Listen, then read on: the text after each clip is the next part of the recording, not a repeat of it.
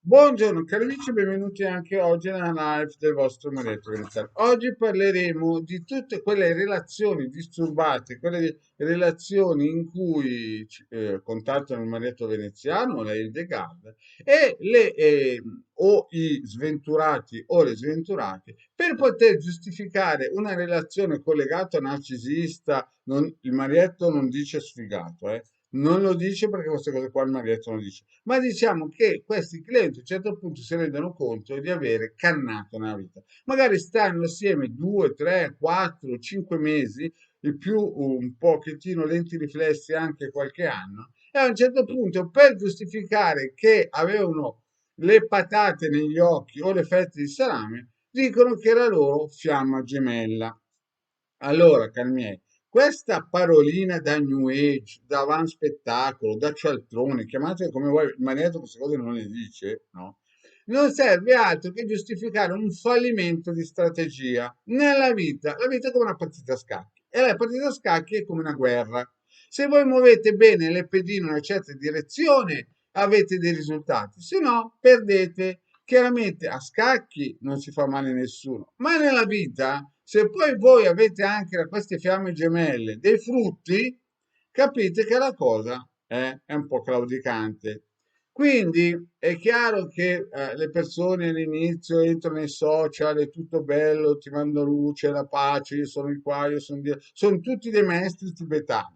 Ma poi quando andate a vedere la loro vita, di queste fiamme gemelle, di questi maghi tibetani, di queste robe qua che vengono giù dal nulla, no? Il nulla fatto in nulla. Vi rendete conto che queste persone non sanno neanche passare l'aspirapolvere, no? Al massimo sanno accendere la lavatrice per i piatti e usare il bimbi. Ma quando invece voi volete cercare qualcosa di solido, qualcosa che non è che lascia lì i piatti da lavare per una settimana, ma si toglie le manichette e progetta di fare le cose fatte come una volta, non so se uno ha avuto i genitori che erano attivi in casa, allora le cose cambiano. Quindi, quando voi incontrate questi che cominciano a menarvi con la fiamma gemella, questo è un segnale che fa capire che sono già partiti col piede sbagliato.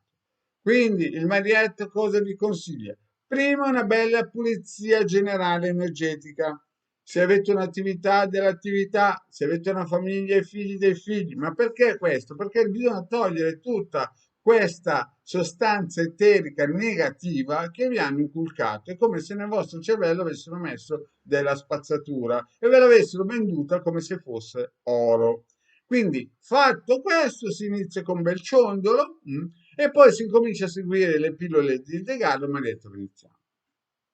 Chiaro che dal cielo non viene giù nulla gratis, tutto costa. Quindi quando iniziate a capire che la vostra fiamma gemella non è altro che un pacco, ma non di Amazon, attenzione perché il maledetto queste cose non le dice, ma è un pacco che vi siete messi dentro voi per giustificare certi errori, allora dovete incominciare a pensare all'anima gemella, a pensare a quella parte che in questo momento, che sia uomo o donna, vi sta cercando.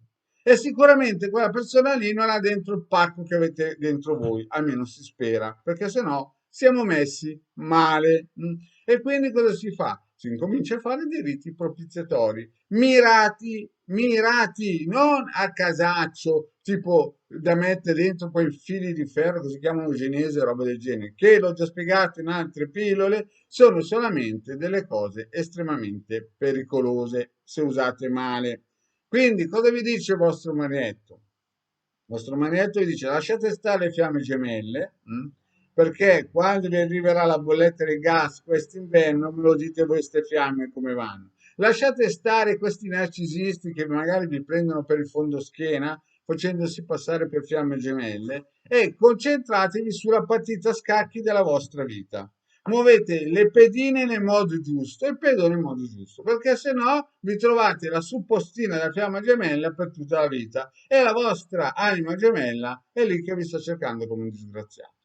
Nulla è gratis, se volete una consulenza di Degara Maledetto Veneziano non ci siamo, ma vi diciamo che non è facile, è una cosa impegnativa e se non siete decisi a impegnarvi, beh, i risultati sono poi quelli che vi trovate a fianco. Bene, cari amici, grazie e alla prossima, ciao.